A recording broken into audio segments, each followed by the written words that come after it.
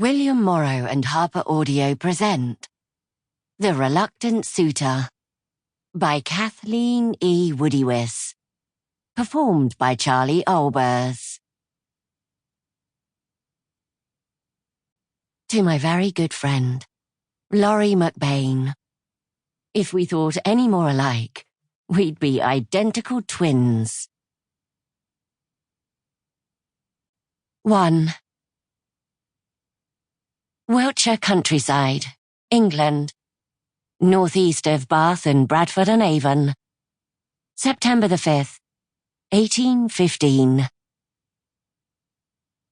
Lady Adriana Sutton whirled through the gracefully arched portico of Randwolf Manor, spilling effervescent laughter over her shoulder as she deftly avoided the reaching hand of an eager young swain.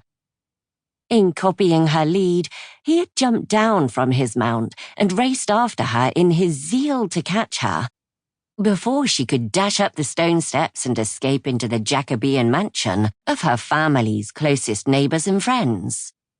At her approach, the massive door was drawn open and, with quiet dignity, a tall, thin, elderly butler stepped aside to await her entrance.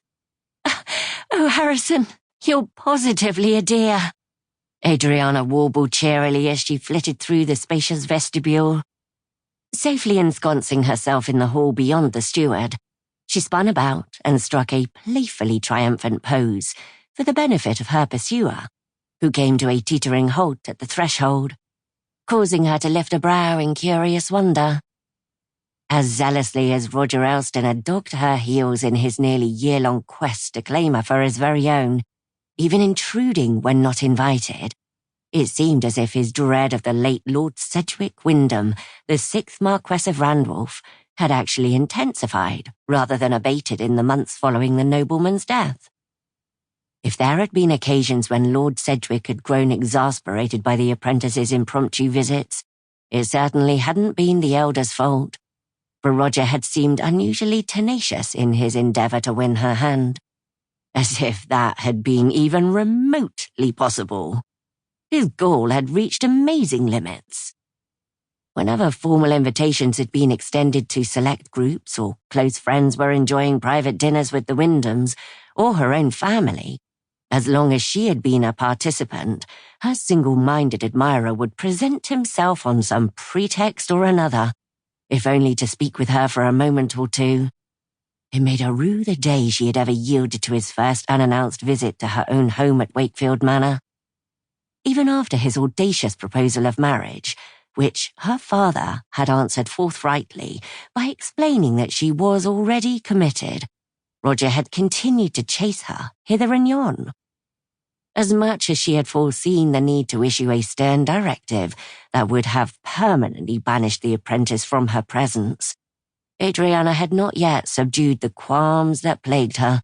At times, Roger seemed like such a lonely individual, clearly evincing his troubled youth. Whenever she came nigh to severing their association, she found herself inundated with reminders of all the helpless creatures that her lifelong companion, Samantha Wyndham, and she had once nurtured as children. To exhibit less compassion to a human, being in desperate need of a little kindness, had seemed inequitable in comparison. "I do believe that dastardly fellow is afraid of you, Harrison," Adriana teasingly surmised, lifting her riding crop to indicate her boyishly handsome admirer. "His reluctance to confront such a man as yourself has plainly led to my advantage. If you hadn't opened the door when you did, Mr. Elston would have likely caught me and made me rue the fact that Ulysses and I left him and that paltry nag plodding along behind us again."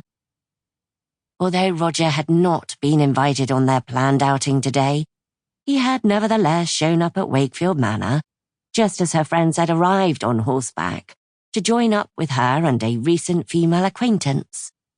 What else could she have done other than politely offer the man a mount? In spite of his awareness that she was obliged to another by a formal agreement her parents had signed years ago, Roger's perseverance seemed indefatigable, causing her to wonder if the man actually thought he could, by his Sample complete. Ready to continue?